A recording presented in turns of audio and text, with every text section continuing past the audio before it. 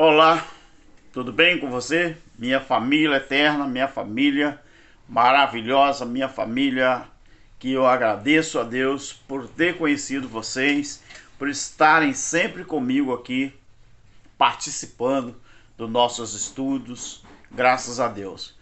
Meus queridos, você sabe que eu sou uma pessoa limitada ainda ao conhecimento. Nós estamos buscando conhecimento todos os dias, a todo momento, a toda hora que a gente pega a Bíblia para estudar, a gente tem feito de tudo para obter conhecimento a respeito da palavra de Deus. Uma certa feita, perguntaram a Jesus assim: quem é o maior? Jesus, ele tinha realizado milagres que ninguém mais na época dele tinha feito. Por exemplo, Jesus aplacou, uma tempestade, curando cegos, expulsando, demônios. Jesus também alimentando uma grande multidão com um pequeno almoço e andando sobre as águas. Quem é o maior? Perguntaram a ele. Ele levou o evangelho do reino às regiões, vizinhos a Galileia. Os discípulos viram todas estas coisas, mas de repente, os milagres não eram o principal em suas mentes, na mente dos discípulos. Nesse dia, eles estavam mais preocupados, em saber quem seria o primeiro no novo reino, do que propriamente preocupado com ou admirado com os milagres que Jesus praticava. O reino.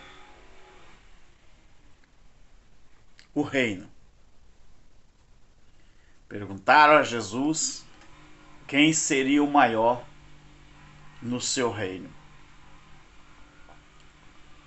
O reino de Jesus, que ele ensinava, o evangelho do reino,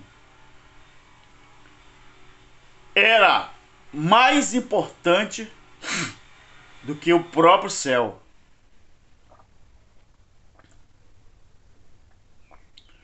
Porque o reino de Deus, segundo o próprio Jesus, era onde ele estivesse. Dessa forma, Jesus queria que os discípulos entendessem que o seu reino se estendia a toda a terra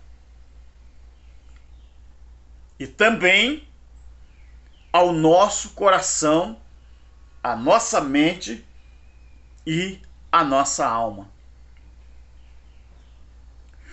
Muitos que seguiam a Jesus pensavam que o reino seria em Israel. E Jesus, eles pensavam que o reino seria em Israel e o próprio Jesus seria o novo rei que libertaria o povo dos romanos. Mas não foi para isso que Cristo veio. Essa não era a preocupação e nem tampouco a função de Jesus quando veio à Terra. Muitos anos, falando sobre os romanos, muitos anos antes o povo de Israel, eles eram livres, não é? E governavam a sua própria terra. Era assim que era. Durante os governos do rei Davi e do rei Salomão, quase 1000 anos antes dos dias de Jesus, Israel estava no seu auge. Era uma das mais poderosas nações ali do Oriente Médio. Só que durante a última parte do reinado de Salomão, ele permitiu que suas esposas estrangeiras edificassem altares a deuses pagãos. Então o povo de Israel começou a adorar esses deuses, afastando-se do Deus verdadeiro que os tinha libertado da escravidão ali no Egito e lhes tinha dado a terra prometida. Quem é o maior? Os séculos se passaram, então. Israel foi se tornando cada vez mais fraca. Essa é que é a verdade e a realidade. E cada rei ímpio que governava a nação se dividiu pouco a pouco depois da morte de Salomão. E nunca mais se uniram outra vez antes dessa nação ser levada por fim ao exílio ali na Síria e na Babilônia, que esse exílio aconteceu entre o ano de 722 a 586 a.C. Mas tem uma coisa importante para a gente observar. Durante esse período, eu gosto de falar um pouco de história porque Evangelho Eterno também é história. A gente tem que estudar, tem que saber a historicidade, porque senão dá a impressão que a gente fica nadando para morrer na praia. Não, Evangelho Eterno também é conhecimento, também é história. Então, durante esse período, os assírios ficaram cada vez mais fracos. E os babilônios se tornaram a nova força mundial da época. Então, durante o período de Daniel, porque você sabe que Daniel também foi, não é, levado nesse exílio. Então, durante o período de Daniel, eles foram conquistados pelos persas, não é? De modo que a terra passou a fazer parte do Império Persa.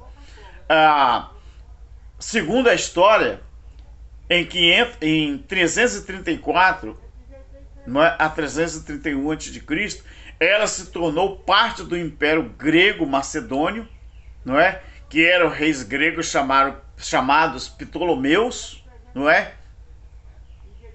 E governaram a terra aproximadamente no período de 423 a 498 a.C. E outro grupo, né, de gregos chamados Seleucidas governou essa terra, né, no período de 198 a 165 a.C.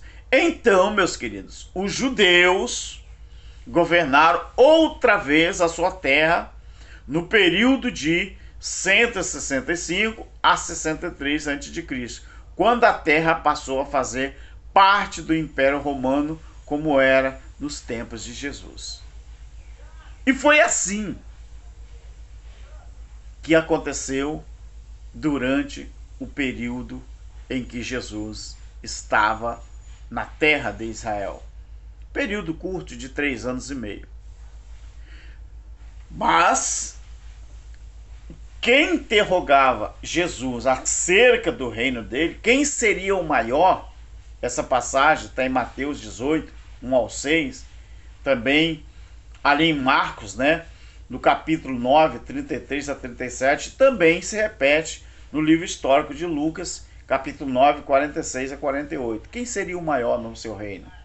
Quem seria? Jesus, meu reino? Não. Não é assim que vocês devem enxergar o reino. O reino, Jesus falou, ali em Lucas 17, 20, 21. Meu reino não veio com a aparência física. O meu reino não é o que vocês pensam. O meu reino não é isso aí. Mas, queridos, vocês devem prestar uma atenção. Enquanto Jesus afirmava que o reino dele estaria dentro de cada um daquela época, porque o reino dele não viria com a aparência visível e nem era tão pouco para tomar poder aqui nesse mundo. Jesus disse que o reino dele estaria dentro de cada um daquelas pessoas que interrogavam a ele. Então, uma coisa que eles aprenderam, se não aprenderam, porque não quiseram, que o reino de Jesus, na época que Jesus estava ensinando, era maior do que o próprio céu. E o reino dele estaria onde ele estivesse. E que assim o reino se estendia a toda a terra. Ou seja, ao nosso coração e também à nossa mente. Então muitos que seguiam a Jesus pensavam que o reino de Israel, que Jesus seria o novo rei que libertaria o povo, né, do governo romano ou das amarras romanas. Mas para quem entende, para quem sabe que um pingo é letra, entendeu que o reino que Jesus veio pregar tinha nada a ver com o reino humano ou o reino aqui na terra. Que o reino dele seria uma coisa totalmente diferente daquilo que eles pensavam. Agora, se você pega uma palavra dessa e aplica ao sistema hoje, você vai ver que tudo que os homens fazem, dizendo que estão pregando o evangelho, é para obter dinheiro, para obter poder, para obter destaque, para obter visibilidade, totalmente daquele tipo de evangelho que Jesus pregava. Eu vou lembrar uma coisa para você. Quando eu comecei a colocar o meu Pix aí na descrição dos vídeos pedindo ajuda para que eu pudesse melhorar o meu estúdio, muita gente que prega a graça começou a falar mal. Querido, vou chamar você aqui para uma responsabilidade e para inteirar a você. Se eu quisesse ficar bem de vida, ficar rico, andar de carro zero, ter uma mansão, você acha que eu não teria aceitado as 3 vezes que a minha convenção, que eu pertencia quando estava no sistema, eles quiseram me consagrar por 3 ocasiões a pastor? Você acha que eu não tinha aceitado? Se eu quisesse ficar rico com o dinheiro dos outros, eu não tinha aceitado ser consagrado a pastor? Para você ter certeza e acreditar no que eu estou falando, eu fui ministro das Assembleias de Deus desde o ano de 1992.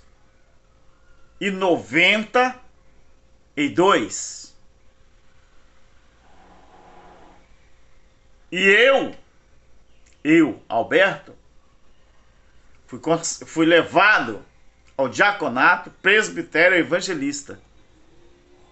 E já dirigi igreja, congregação. Mas hoje a sede da Assembleia de Deus que eu pertenci, ela já não pertence mais à Assembleia de Deus, porque houve um alvoroço ali, documentação e essas coisas, e foi passado para outro ministério. Hoje não é mais Assembleia de Deus. Mas na época que eu fui primeiro secretário,